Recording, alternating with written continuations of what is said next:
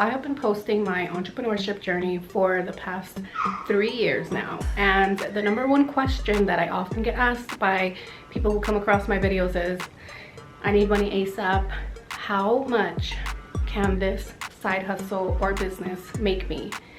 And honestly, if that is the type of question you have before you start a business, that's probably the best sign to show you that it's not time for you to start a business.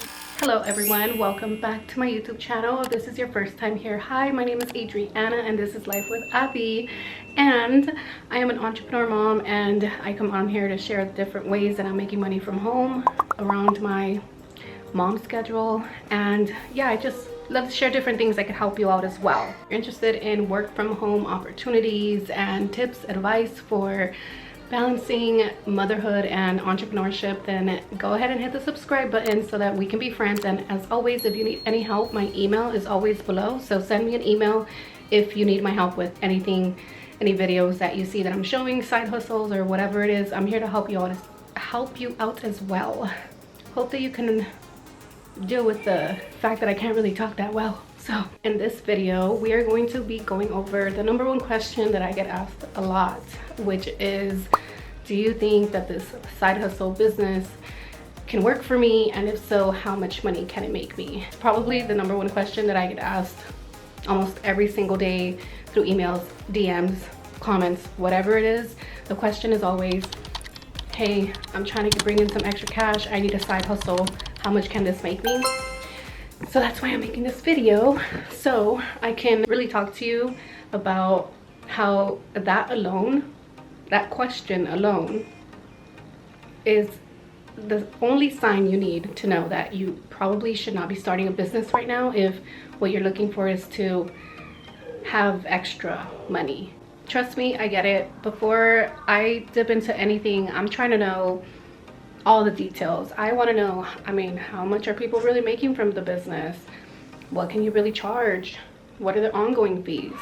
So I completely understand all of you that ask, hey, I see you're doing this. How does it work for you? Would you recommend it for me? But a lot of the times what I get is, I need extra money. Should I start this business? Should I start this side hustle? And for the most part, it's probably a no. Don't start it if you need the extra money, because starting a business is not about making money right away. You more often than not need to invest a lot of time and money into a business before it even starts to return a profit for everything that you've invested in it. So when I get asked about that, you know, starting a side hustle to bring in extra cash, I'm like, yeah, I don't know if that is always the best situation for people. And I'm actually coming to realize now that because we're seeing so much of, you know, hustle and work, and almost everyone and their mom has a side hustle nowadays, right? There's nothing wrong with that. It's just not every person needs it, and there's other ways to be able to make your money work hard for you so that you can double your income, triple your income, quadruple it without having to take on an extra side hustle. So I have recently been learning a lot about personal financing, budgeting, money management, and investing, high yield savings accounts, things like that, that are ways to have your money work hard for you in the background and not have to take on more hours of work or take on another business or another side hustle. Because easily, I can tell you this, just one of the side hustles that I do runs me up to $200 a month that I have to pay for keeping the website going, for the business email address, for the email marketing, for apps, things like that. It's not cheap. And a lot of the times, if you don't have a business that has a high return on investment, then you're really just investing in the business until it finally hits. And sometimes you never know when that's going to happen. I feel that it is really hard to just kind of sit back and watch, because you know that the economy isn't doing the best, and it's very hard to be living off of like just one income nowadays. So trust me, I get that. But for a lot of us, I think that there is something in our personal finances that we can fix first before dipping into a business. That's just my advice for most of you that are looking to start a side hustle to bring in the extra money, I think before you dip into that, really look into your finances and see if you can afford to spend an extra $200, maybe $300 a month to keep your business running. It might even be more depending on the type of business that you want to start. So it's important to look at what is the ongoing fee to keep this business running every single month, and not just the startup fees.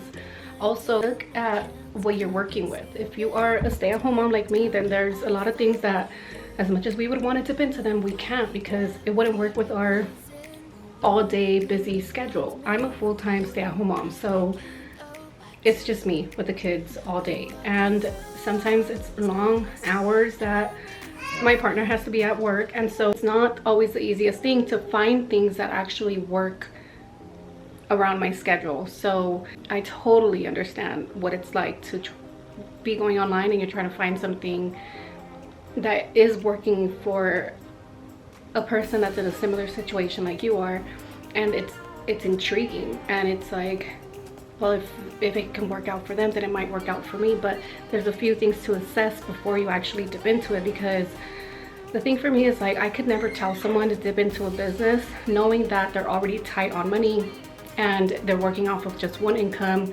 and you know, they already have financial stress on them.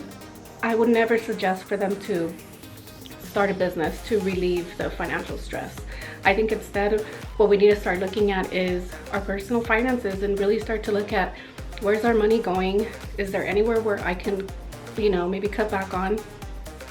Is there anything that I might be able to do to double my income, triple my income, like using a high yield savings account, things like that? I feel like if we can indulge ourselves and really get into reading things, like this book here has been life-changing, and I didn't even look for the book. The book came to me. Okay, my brother-in-law handed this book and I was like, wow, this is life-changing. It's The Psychology of Money.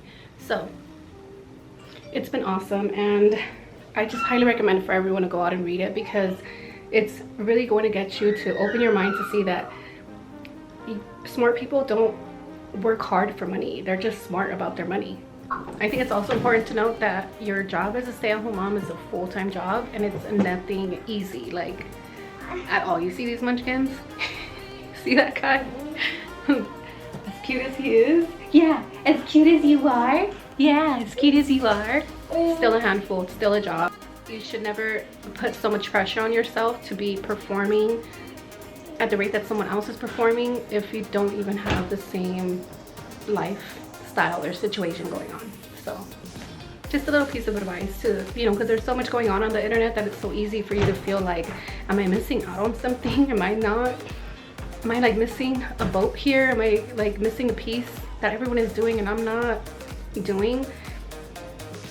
You may not even need to be on the same boat that they are, and we might need to hop on a different boat because this is already a full-time job and we don't need additional stress coming from anywhere else.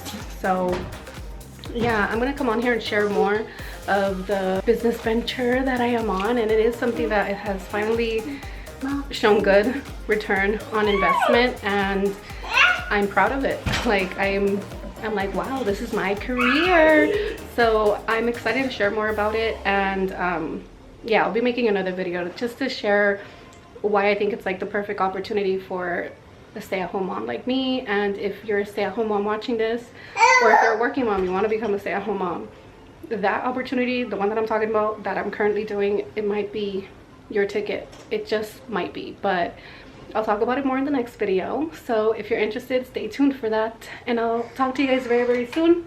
I'm gonna go back to my little munchkins. Bye.